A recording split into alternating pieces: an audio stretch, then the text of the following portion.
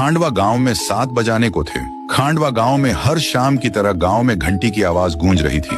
सब लोग 7 बजाने से पहले अपने अपने घरों की खिड़की और दरवाजे बंद कर दिया करते थे।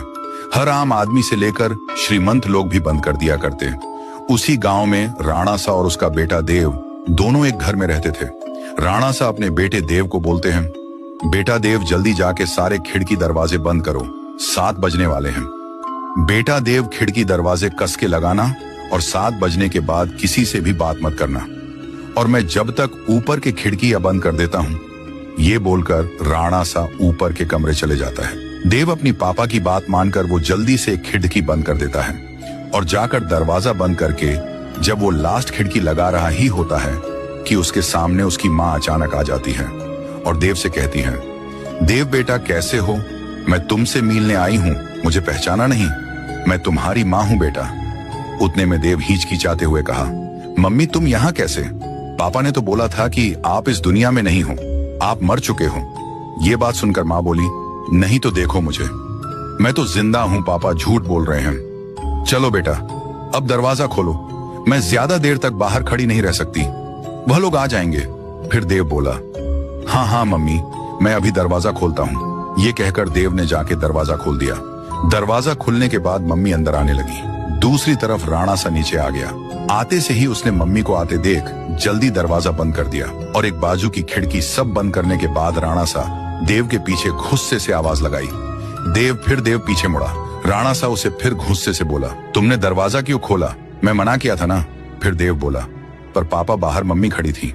राणा सा बोला, शांत हो जाओ मैन, कहाँ था ना तुम्हारी, मम्मी मर चुकी है, मैं तुम्हें बाद में सब बता दूंगा, अब चुपचाप ऊपर जाकर सो जाओ। फिर देव तेजी से ऊपर सोने के लिए चला गया। देव अपने कमरे में आकर बिस्तर पर करवटें लेकर सो रहा था। देव को अपनी माँ की याद सताती गई। उसके मन में कई सवाल घूम रहे थे और जब सुबह हुई तो राणा सा देव को लेकर कहीं तो ले जाने लगा। वो देव को लेकर गांव के रास्ते पर लेके आया और देव को बोला, देखो बेटा ये वही रास्ता है जहां पर तुम्हारी मम्मी मरी थी। कैसे देव की मम्मी?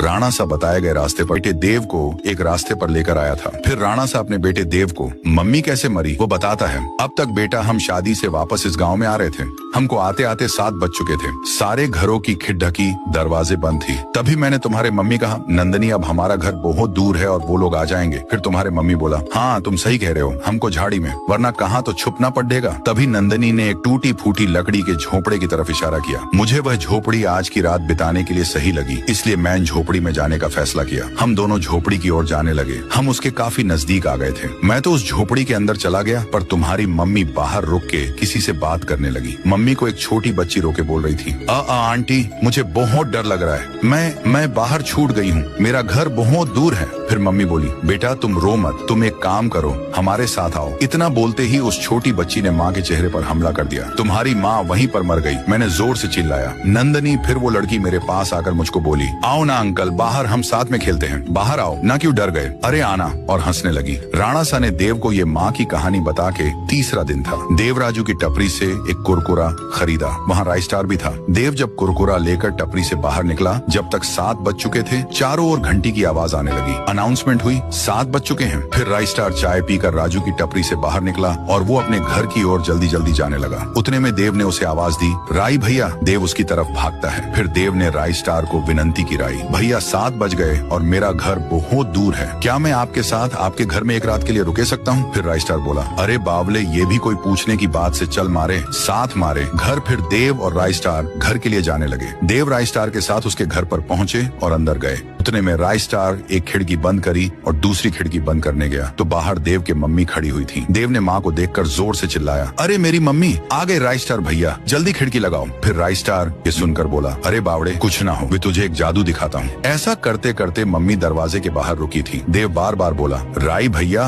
वो इंसान नहीं है, जल्दी दरवाजा बंद करो। परंतु राइस्टार मम्मी को ललकारने लगा और बोला, अंदर आके दिखाना, मुझे तुमसे अच्छे से मिलना है। तभी मम्मी बोली, तुम एक काम करो, तुम ही बाहर आ जाओ, मैं तुमसे अच्छे से मिलूंगी। ये देखकर कर देव को बड़ा आश्चर्य हुआ कि ये अंदर क्यों नहीं आ रही। फिर देव राय स्टार को बोला, राय भैया ये घर के अंदर क्यों नहीं आ रही? राय स्टार ने जवाब दिया, बेटा जब तुम्हारे मम्मी को बाशिंदी नोच नोच कर मार दी थी और थारा बाप साला झोपड़ी में ही था, वही सब मैं खिड़की से देख रहा था। मेरे मन में सेम सवाल आया कि बाशिंदी झोपड़े में अंदर घुस के थारे बाप को क्यों नहीं मार रही थी। यही जानने के लिए मैं अगले सुबह उस झोपड़ी के अंदर चला गया और चारों तरफ मकड़ी के जाल के सिवा वहाँ कुछ नहीं था। मैंने जब कोने में देखा तो वहाँ पर एक चमकदार जादुई सर की शेप में भोपड़ा था और वो वही भोपड़ा देख वहाँ रखा हुआ है। इसीलिए ये बाशिंदे अंदर आ सकते समझ गया कि और इसी की मदद से थारा बाप बच पाए